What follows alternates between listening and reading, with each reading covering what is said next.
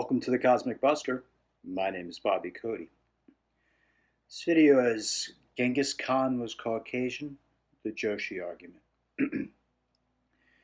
Only reason I'm doing this video is because I've had at least 2 commenters on my previous videos, Tartarian Empire videos, regarding the descent of Genghis Khan, what he looked like, and what racial grouping he was from. I've had 2 commenters at least argue vehemently that he was not Caucasian and that he was of an East Asian extraction, like Chinese, Japanese, that type of, I think it's called Mongoloid is the proper name for it. And in both instances I've seen they ended up deleting all their comments. So if you go into those videos and take a look at the comments, you'll see it looks like I'm talking to myself. That's because they deleted their comments. I'm used to that. For about a decade now, I've argued with scientists over climate change. I argue with them, I win the argument, and they delete the entire thread so it doesn't any longer exist. So I'm very used to it. I want to cut this in the bud. I don't want to have to go in there and argue any longer. I just want to be able to say, here's a video, take a look at this video, this lays out my evidence. And this regards Jochi. Jochi is Genghis Khan's eldest son. As part of the arguments, as I stated, at least 2 commenters have done this, and they've always deleted their comments because I showed them why they were wrong and they didn't want to be proven wrong in public, so they just deleted everything they wrote. I say, here's a DNA paper on Jochi, Genghis Khan's eldest son, that proves he was of this grouping. I think it proved, I didn't even spend too much time on it, but that proved that Jochi was, I believe, Mongoloid or East Asian, and I'm going to show why it's irrelevant. I'm going to tell you first off, right off the bat, Genghis Khan's eldest son, Jochi, was not his biological son. Genghis Khan did not father Jochi, and the evidence in that regard is abundant. So towards that goal of showing you that evidence, I'm doing this video, and we're going to cut right now to a few screenshots I popped off of Wikipedia. Not a big fan of Wikipedia.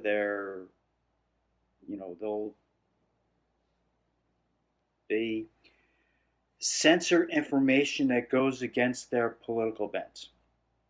So I'm certain there will come the time, as has happened before with me, where they will remove this information once they find that it goes against the mainstream viewpoint that their political grouping is trying to promote. But for the time being, these screenshots on Wikipedia, these exist. These are directly off of Wikipedia. So I use it as just a source of information. Always remember that Wikipedia, anytime you get into something controversial, Wikipedia is not going to be accurate, or they're going to distort or censor. But in this case, they do allow this information through for the time being. So we're going to take a look at it. Let's cut to the screenshots right now. I'm going to read through them and also help people get a little better understanding of Genghis Khan, where I'm coming through from this with this information, and you get a larger understanding of everything that's going on. So we're going to cut to that right now. The screenshots that I'm going to use directly off Wikipedia. This is it's titled Borte, this first one. Borte is Genghis Khan's wife. That was her name. And just to let you know, Genghis Khan, his real name was Temujin. Genghis Khan was his title. Okay, like Emperor, Caesar, President of the United States. Genghis Khan was a title. So let's take a look at this. It says Borte, Genghis Khan's wife, was the first wife of Temujin, who became Genghis Khan, the founder of the Mongol Empire. Borte became the head of the first court of Genghis Khan and Grand Empress of his empire. Little is known about the details of her early life, but she was betrothed to Genghis Khan at a young age, married at 17, and then kidnapped by a rival tribe. This is where we're going with this. Her husband's daring rescue of her may have been one of the key events that started him on his path to becoming a conqueror. She gave birth to 4 sons and 5 daughters, who, along with their own descendants, were the key bloodline that further expanded the Mongol Empire. Borte and Holen, Genghis' mother, were some of the most influential and important people in the Khan's life. So let's move on. Early life. Few historical facts are known about her early life, but Mongolians have many legends about her. What little is known is generally from the secret history of the Mongols. Borte was born around 1161 into the Olkhanud of Konograd. This is a tribe. This tribe was friendly to the Boresian tribe into which Temujin was born. Temujin's Genghis Khan. She was the daughter of Deseshin and Shotan. She was described as having a fair complexion, with light in her face and fire in her eyes, meaning that she was intelligent. The girls came from the Olkhanud tribe were known for being particularly beautiful. I'm going to point that out real quick. I'm sorry. Where it says right here, fair complexion. Again, I've pointed to 2 videos that, as far as I'm concerned, indisputably prove that Genghis Khan was Caucasian, red hair, blue eyes, full beard, all Caucasian traits. And now we have his wife as well, Borte, being described as having a fair complexion. East Asians don't have a fair complexion. East Asians have a browner complexion. So as far as I'm concerned, this is just further confirmation. We'll continue. The marriage was arranged by her father and Yesujay, Genghis' father, when she was 10 and he was 9 years old. Temujin, Genghis Khan, then stayed with her family until he was called back to help his mother and younger siblings due to the poisoning of Yesujay by an enemy. I just want to talk about that real quick. I just want to reiterate. Yesujay, Genghis Khan's father, he was poisoned by an enemy. There are 2 elements that really influenced Genghis Khan strongly. One, what we're talking about, I'm going to lead up to right now, is the kidnapping of his wife, Borte. And number 2, the killing of his father when he was young. The killing of his father was killed while his father was a guest in another man's home. And as far as Genghis Khan was concerned, that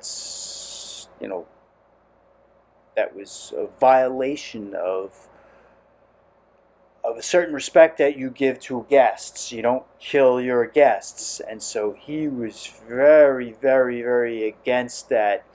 And it played a big part in his role of how he treated people. You treated honored guests a certain way, no matter what. Even killing people. He would make sure to kill them with honor. Horrible, terrible how he killed them. He wouldn't spill their blood. If they were royals, he wouldn't spill their blood. So he would do horrible things to them to make sure not to spill their blood, for what it means. Let's continue, though. In 1178, the last paragraph here, 1178, approximately 7 years later, Temujin, or Genghis Khan, traveled downstream along the Kelleran River to find Borte. She had been kidnapped. When Deshan saw that Temujin had returned for Borte, he was delighted and had the pair united as man and wife. With the permission of Deshan, that's Borte's father, he took Borte and her mother to live in his family's yurt. A yurt was the type of portable dwelling or hut, just huge, massive thing that the Mongols used to live in. It could easily be collapsed and moved, which was camped along the Sengura River. Borte's dowry was a fine playable jacket. Okay. Abduction and rescue. Here's where we get to this part. Soon after she married Temujin, the 3 Merkits attacked the family camp at dawn. Temujin, or Genghis Khan, and his family and friends were able to escape on horses, but there was no horse left for Borte to escape on. She was taken captive by the Merkits and given to one of their warriors as a spoil of war. The raid was in retaliation for the abduction of Holen, Temujin's mother, by his father Yesige many years earlier. Temujin was deeply distressed by the abduction of his wife and remarked that his bed was made empty and his breast was torn apart. He was determined to bring Borte back and rescued her several months later with the aid of his allies Wang Khan and Jamuka. Some scholars describe this event as one of the key crossroads in Temujin's life, which moved him along the path towards becoming a conqueror. As the pillaging and plundering went on, Temujin moved among the people that were hurriedly escaping, calling, "Borte! Borte!" And so he came upon her, for Lady Borte was among those fleeing people. She heard the voice of Temujin and recognized it. She got off the cart and came running towards him. Although it was still night, Lady Borte and Kwokin both recognized Temujin's reins and tether and grabbed them. It was moonlight. He looked at them, recognized Lady Borte, and they fell into each other's arms. This comes from The Secret History of the Mongols. Sorry about the small writing here. Borte had been held captive for 8 months, and she gave birth to Jochi after she was rescued, leaving doubt as to who the father of the child was, because her captor took her as a wife and therefore could have possibly impregnated her. However, Genghis let Jochi remain with his family and claimed him as his own son. He was supposed to be Genghis' successor, but because of his doubt of being Jochi's real father, his brothers would not accept him as ruler, and Genghis had to choose another son. Jochi then became the leader of the Golden Horde. All right, now this is about Jochi. Just 2 more screenshots and then we're done, and I'll talk a little bit more and then we'll finish up. There is some, again, this is Jochi Wikipedia. There is some question as to Joshi's true paternity. Shortly after Borte's marriage to Genghis Khan, known as Temujin at the time, she was abducted by members of the American Confederation. As we saw, she was given to a certain Shilgar Bok, who was a brother Yehi Shelodu, as a spoil of war. She remained in his captivity for a few months before she was recovered by Temujin, as we just read about. Shortly afterwards, she gave birth to Jochi. By all accounts, Genghis Khan treated Jochi as his first son, but a doubt always remained whether Temujin or Shilgar Bok was his real father.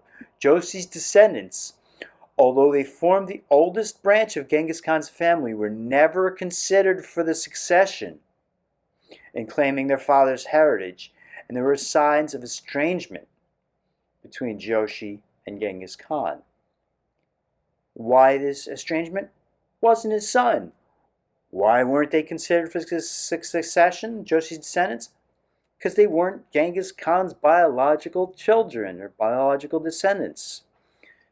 So this just cuts off all the arguments people make. They're like, "Oh, Jochi, look at this DNA from Jochi." Yeah, I respond to people. All you did was just prove to me what I've been studying, that Jochi wasn't Genghis Khan's biological descendant. They don't realize that they're by making this argument, they're not arguing against Genghis Khan being Caucasian. They're actually arguing further in support of all of my previous research, as you can see here. So I just want to finish this up because this one gives an example of the tension between Jochi and Genghis Khan's real kids. Okay. In 1207, Jochi conquered several of the forest peoples in Siberia, extending the northern border of the Mongol Empire for the first time. On behalf of his father, Jochi led 2 campaigns against the Kyrgyz. I believe Kyrgyzstan is what it's called now, in 1210 and 1218. Jochi played a major role in the Khwarezm War of 1219 and 1221 in Central Asia. His forces captured the town of Signac, Zhand, and Yanakint in April 1220 during this war.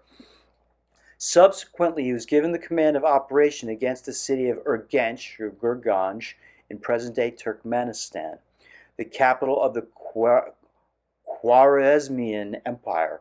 Here, the siege of the town suffered delays because Jochi engaged in extensive negotiation with the town to persuade it to surrender peacefully and save it from destruction. I'll just read this one. Jochi's brother Chagatai regarded this action as militarily unsound. Chagatai wanted to destroy the city, but Genghis Khan had promised the city to Jochi after his victory.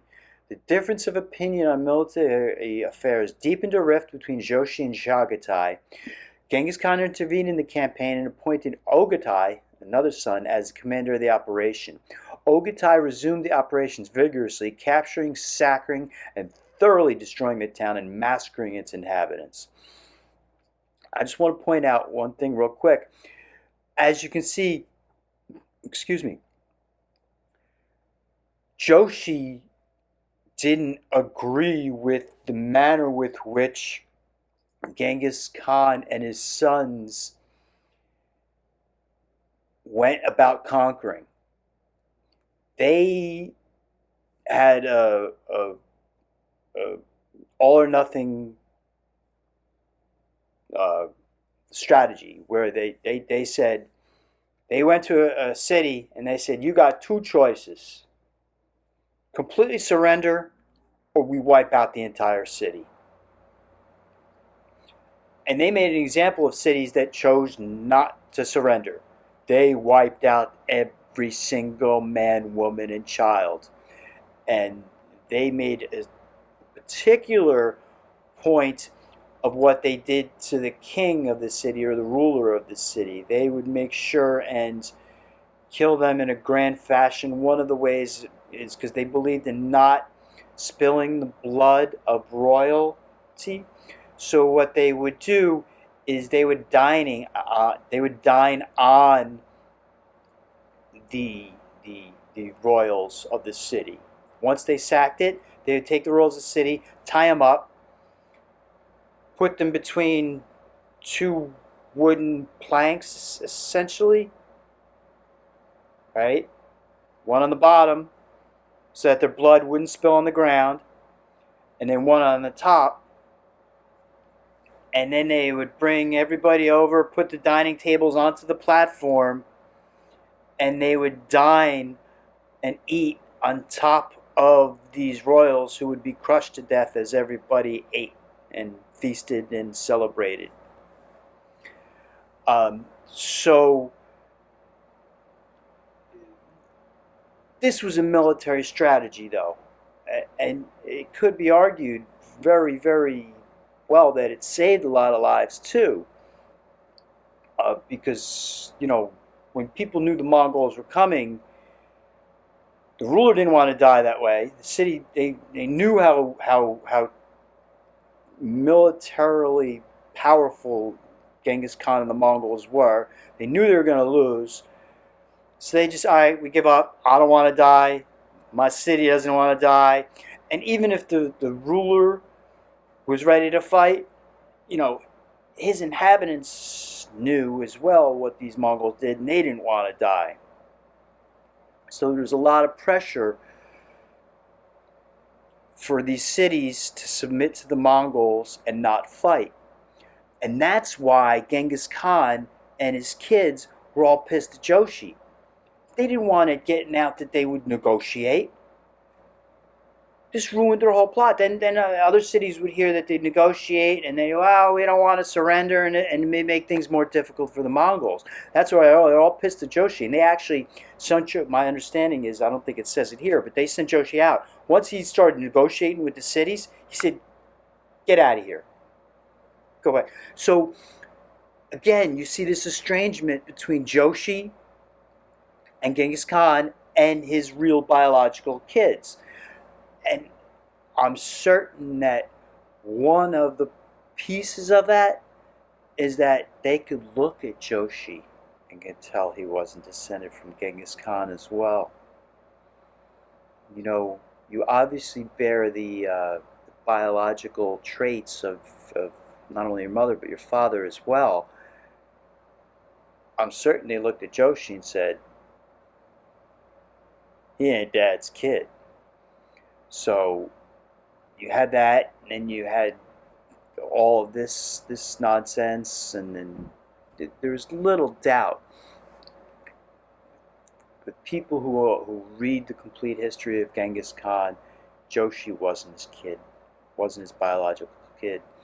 So all these arguments that people say they're sending me DNA papers, here's Joshi's descendants, and they're not Caucasian, and irrelevant.